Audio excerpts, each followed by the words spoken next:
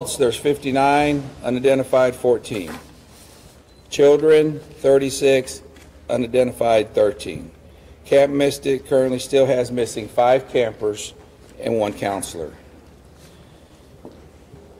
Officials report there are 161 missing people in Kerr County area. Community members are asked not to conduct debris management of their property until directed by law enforcement. There is also a no burn ban in Kerr County at this time till further notice. Let me give you a visual. I know probably all of y'all have been in our community capturing the aftermath of this disaster. But with that said, also take note that Kerr County is 1,100 square miles of beautiful but complex hill country. There are rural areas that may experience extended response times, areas where cell service is spotty, where the area is single-lane bridges and low water crossings. Sometimes evacuations is not the safest. Sometimes it's better to shelter in place. The hill country is not a one-size-fits-all place. First responders from emergency services throughout Kerr County promptly responded to the recent emergency as the situation unfolded. As with other significant events that are emergencies services encounter, this incident will be reviewed. You have my word. When or if necessary, if improvements need to be made, improvements will be made. What I'd like to do right now is kind of give you a breakdown. You know, I believe the latest report I had, we have 2,100 people out here at some capacity on this incident. Okay, as far as Kerr County Sheriff's Office right now, what our office is currently doing, it's an all hands on deck. Everybody we got are out here, but also we have additional 2,000 plus people helping us. But as far as our patrol division, you know, right now they're involved in answering calls. Y'all have to remember, we still got day-to-day calls we have to handle. But they're also involved in different kinds of rescue and recovery efforts. My CID division, Criminal Investigation Division, is assisting with operations at the funeral home. They're also assisting with the identification process.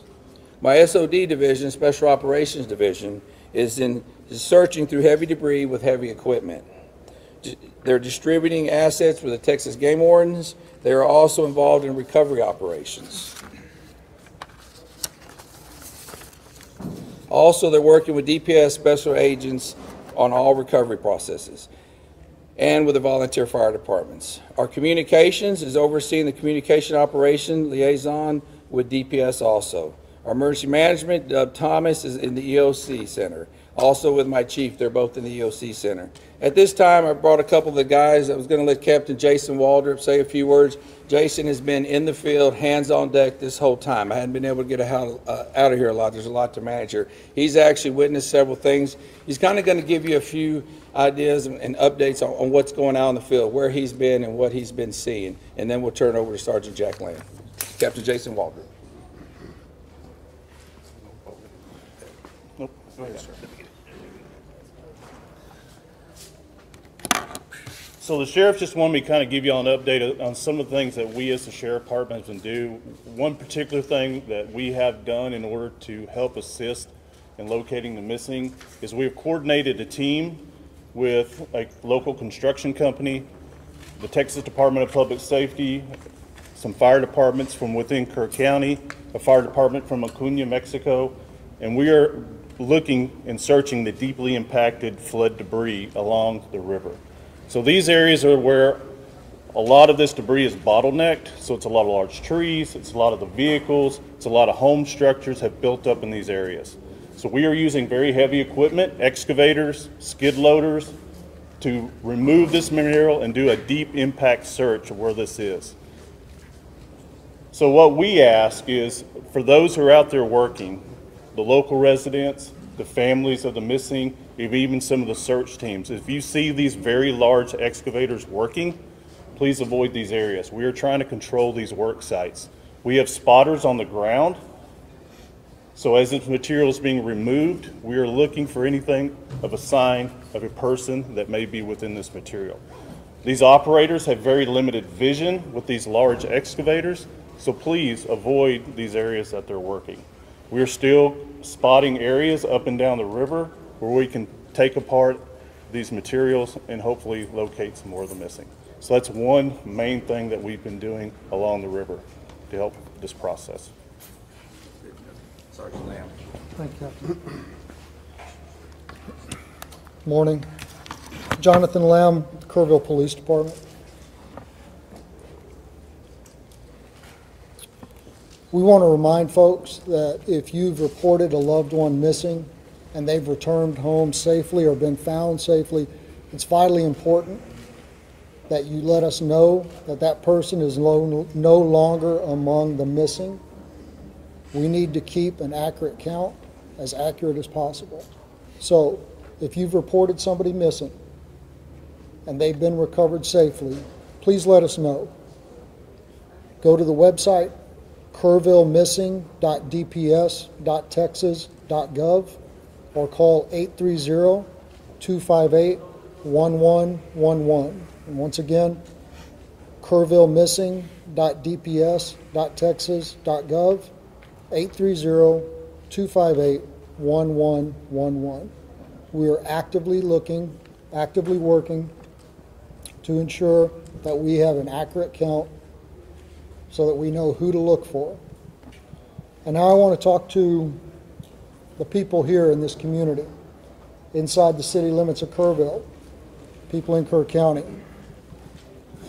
A few things. We know that folks are beginning to clean up, and we have large debris piles. And we ask them not to use heavy equipment to take down those debris piles until they've been checked by a search party, because it's possible there are victims in that debris pile. We don't want to disturb that. Please give us a call, our non-emergency numbers at the police department and the sheriff's department, and let us know that you've got a debris pile that needs to be checked before you begin that level of cleanup. Sheriff Letha mentioned the burn ban. That's countywide. We need people to respect that. Do not burn during this time. And we continue to ask people to steer clear of the area and let our first responders work. Again, this operation is ongoing and continuous. Our first responders are trying to get to places to do their jobs. And people coming here from outside the community and people within the community who want to go sightsee and look at the river and see the flood damage, it's making our job very hard. We ask folks to give us room to work. I want to talk a little bit about the events that happened on the morning of July 4th, what the Kerrville Police Department and other first responders were doing in those early morning hours. And I want to start outside of Kerrville, out in Hunt. Now, for those of you who went out there yesterday with the governor, y'all know that Highway 39 crisscrosses the Guadalupe again and again and again. And all of those low water crossings, when they flood, they create islands where you can't get in and you can't get out, trapping people in their homes, trapping people in vehicles. And that's what happened on the morning of July 4th. One of our patrol sergeants lives out there in Hunt, and he got up, he got ready to go to work, and he realized when he hit the intersection of FM 1340 and Highway 39 that he was trapped on an island that was Hunt, Texas. And he saw people, dozens of people trapped on roofs. He saw people trapped in swift moving water. He gave them encouragement over his public address system in his vehicle. He told them to be strong, that he would get to them as quickly as he could, and to hang on. And he knew he needed help. He went to another detective, Kerrville Police Department detective who lives out there, and he woke him up and he said, "It's bad. I need you to get your gear on and come find me." And then he went back out. And for 13 hours, those two officers, along with some Hunt volunteer fire department firefighters and an emergency room doctor, provided care to that Hunt community. When it was safe to do so, they waded into the water and they rescued people. They got people down off of roofs. They collected them there at the Hunt School. There was a young boy with a pretty severe leg injury that was given first aid treatment throughout the day. Other people came. Many of them were injured. They provided first aid. They coordinated helicopter evacuations for the most critically injured, communicated the situation back to our emergency dispatch center at the Kerrville Police Department. When the waters began to recede, they knew that vehicles would be making their way out there when it was safe to do so. So they went back and forth clearing out debris to clear a path for those vehicles. They saw helicopters flying back and forth, making recoveries upriver, evacuating those summer camps. And they were by themselves on that island that was Hunt, Texas, doing what they do, serving, protecting, and helping, until about 5 o'clock in the afternoon, when other emergency workers and high-profile vehicles were able to get out there. And here in town, the early morning hours is still dark. Our officers realized that areas of town that traditionally don't flood were going to flood, and that low-lying areas close to the river were in danger. Our officers spent hours going back and forth. In that first hour, they evacuated over 100 homes and evacuated and rescued over 200 people. And to say that doesn't even come close to explaining the actions that took place. Door to door, waking people up, convincing them that yes, the floodwaters are coming and you need to leave now. They rescued people out of vehicles. They rescued people out of homes that were already flooding, pulling them out of windows. They entered water. There's a trailer park that flooded in minutes. One officer was there by himself and he realized, I need help. He sounded his siren, driving up and down those streets that were beginning to flood, calling on his PA system for folks to wake up and evacuate. And then 2 other officers joined him through first thigh deep, then waist deep, then chest deep water as they went from RVs and trailers and rescued people, carrying them to safety through the water. Out on old FM 689, there were 2 people trapped in the water, clinging to a tree. 2 officers were there when the 3rd one drove up. And one of them was wrapping a 100-foot flex line garden hose around his waist to go into the water and rescue those people.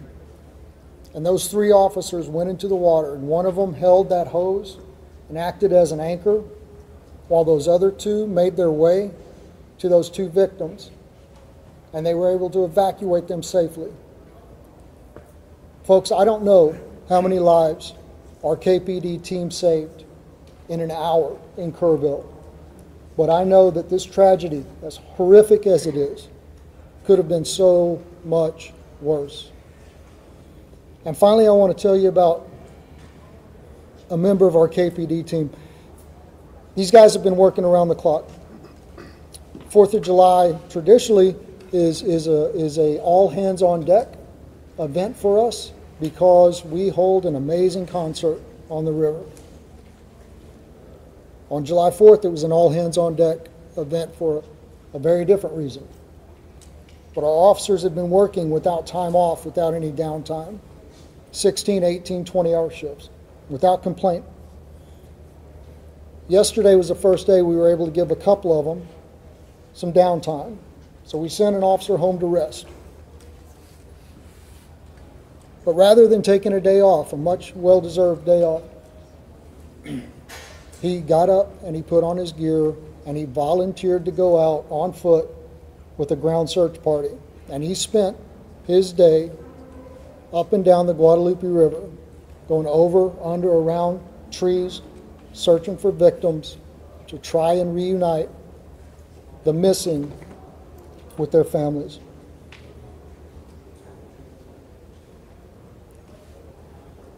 I think that is Texans helping Texans in the greatest sense of the word.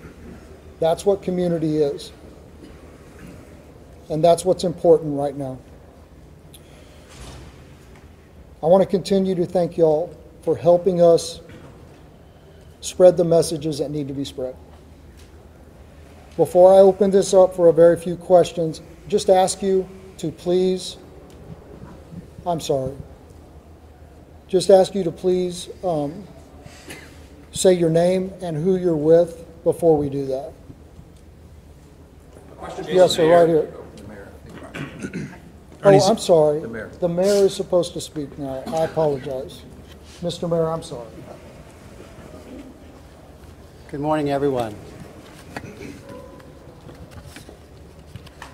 As Jonathan Lamb has said, this is a story of tragedy, but it's also a story of heroes. Captain Walter, thank you for all you've done. Every first responder, thank you for all you have done. The recent numbers reported break my heart. And they break the heart of everyone up here, everyone who's been working since July the 4th. I want you to know, I think it's important for the public to know, I think it's important for the families to know. In that Emergency Operations Center, there's not little silos of departments and agencies. They're working as one team with one goal, to find the missing and bring them home. I'm grateful for every first responder, every helper in every field. Those who are feeding the hungry, those who are providing shelter to people who have no home, those who are providing clothing, who no longer have a wardrobe. I'm also grateful for the generosity of the world. Two companies that are hometown companies, companies that started in Kerrville, Texas, announced today and yesterday that they will be donating to the relief effort. Everyone in Kerrville is proud of HEB and James Avery Artisan Jewelry. Had a different name for so long, I'm sorry. Those two companies started here. Their heart is here. We are committed to helping others. After you all go home or go to the next story, we will still be here. We live here.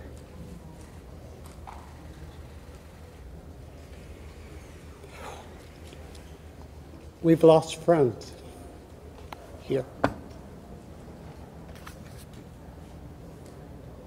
If you feel able to donate to the relief fund, the best source we are recommending is the Community Foundation of the Texas Hill Country.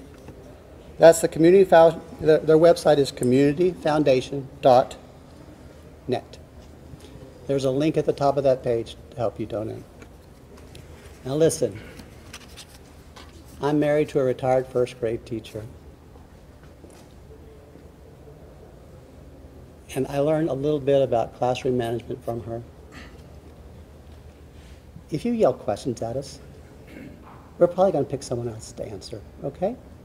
So if you feel the need to yell your questions, I will feel the need to not answer your question. In first grade, they raised their hands. That might be a good start. Yesterday was a disaster, and I was embarrassed. Our town was embarrassed. Your viewers were embarrassed. And I don't want that to happen again. Now, I'm going to do something I've been told to do. I'm going to turn it back to Jonathan Lamb to start the question and answer period. However, please make my retired first grade teacher wife proud and raise your hands. Thank you. Okay, once again, just say your name, please, and who you're with, and I had already called on you, so yes, sir. Thank you, sir. I'm Ernie Zuniga with KSAT 12 in San Antonio. A question for the sheriff.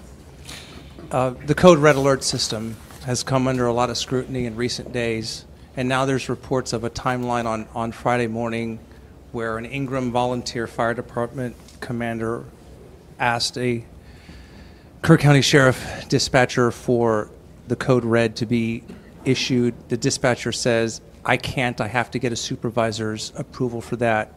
Almost 6 hours passes until 10 o'clock, when 10:04, when the code red is issued. How do you account for that lapse of time? What happened and what could have happened in that time? Okay. As I've said earlier, with every significant event, you know, with every emergency, you know what, we're going to have to, there's going to be an after action. Please, y'all, listen to those words, after action, okay? Those questions are going to be answered. I believe those questions need to be answered to the family of the missed loved ones, to the public, you know, to the people that put me in this office. Those need to be, and I want that answer, and we're going to get that answer. And I know that's going to be asked over and over. Please understand that. You know, we're not running, we're not going to hide from everything. That's going to be checked into at a later time. I wish I could tell you that time. I don't know that time. Let me share something with y'all. One of the main things I've been doing is going and visiting the family. We still have some of those missed loved ones here. I go visit them twice a day. You know, as a sheriff, you know what I want is I want closure for those people. Okay, and those are important questions. Those are we will answer those questions. I wish y'all would bear with me in that. Okay, bear with me. We'll get them. I can't tell you in a week or two. Okay, we're going to get them. I'm not trying to deflect them. Okay, my primary. I mean, I asked you. I've been in this business 36 years. I don't know if any of y'all, or how many of y'all have gave notifications, death notifications. I've done them. What is worse, a death notification or telling somebody I don't know where your loved one was? That's my priority. Okay, now please understand that. Sir, since you're up, can I ask a question? Since he's up. Sergeant Lamb. Tammy from the Hill Country Community Journal. Yes, we talked a lot about the recovery effort, and it's amazing, but I wonder what we can tell the displaced families. Where do they go? How do they get in touch with FEMA? I think there's a lot of that, and we haven't had a chance to discuss it.